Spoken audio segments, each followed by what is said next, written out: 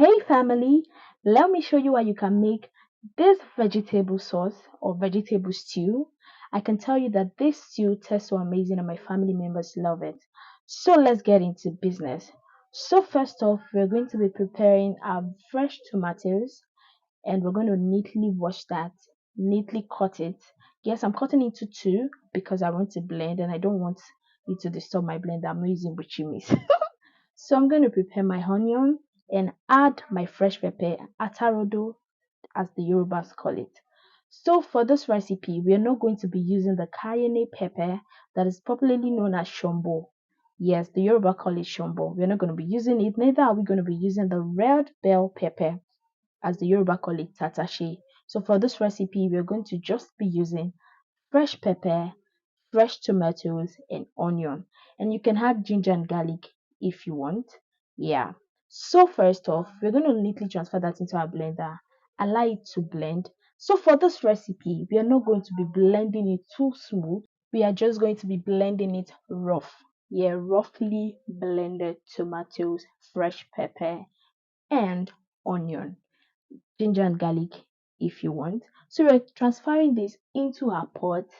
Yes, and you can, if you notice very well, you see that while I was preparing that, I did not add too much water so that the tomatoes is going to get ready so quick because I want that to dry up. So for the meat, I'm transferring this meat into a bowl, adding my onion, adding my curry powder, my seasoning cube, and salt, and I'm just going to massage that and allow everything settle in, and I'll close that to marinate. After that, I'm going to transfer it into a pot after it has marinated for a while. And please guys, don't add water when you're boiling your meat because you don't want your meat to be too watery or tasteless. Allow it to release its juice. So while the meat is on fire, we're going to be checking our tomatoes and checking to know if it's ready or dry. So we are going to get our fish. For this fish, I'm using the normal kote fish. Yeah. So I'm just going to prepare this fish because I don't want to boil it. Yes, normally I'll boil my fish, but I don't want the fish water for this recipe. I just want the meat water alone. So I'm going to massage that and allow it to sit for a while I check my meat to know if I should add up water. So at this time, at this point, you want to add water to it, a little water to allow everything boiling together. So I'm just going to check my tomatoes to see if it's dried and okay for use.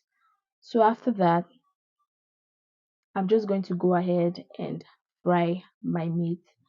Yeah, I'm going to be transferring my granite into the frying pan, put my meat and allow it to fry. Me, I love dry meat though. So I'm just going to allow the meat fry. Yeah. So while this is frying, I'm just going to get my fish ready. So you can see I'm frying the meat first. For this recipe, I don't want the fish to enter inside the meat. The fish to enter into the meat. So I'm just going to fry the meat first, then bring that out and transfer my fish into the pot. By now my fish is already marinated, like properly marinated. So I'm just going to allow it fry very well the way I want to my taste. You can fry your fish to your taste. If you want it dry, if you want it normal, if you just ensure you just fry the fish because you still need the taste of the fish in this recipe.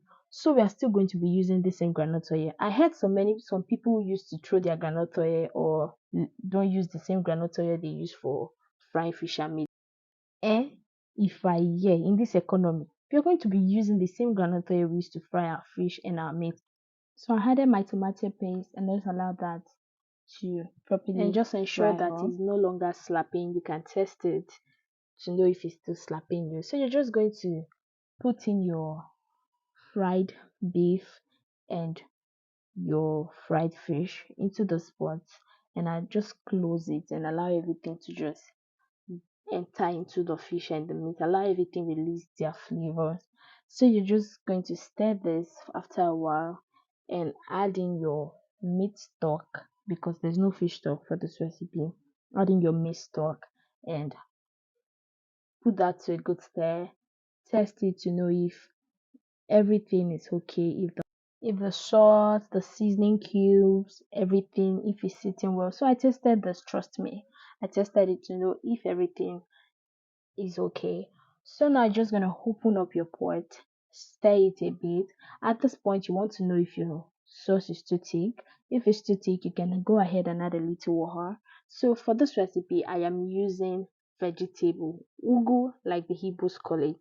So we're just going to put that into the pot, test and close up for a bit. So guys, this is what we have. So you can see that to make this, you don't need too much. You don't need to spend too much to make the sauce. And trust me, your family members are going to enjoy.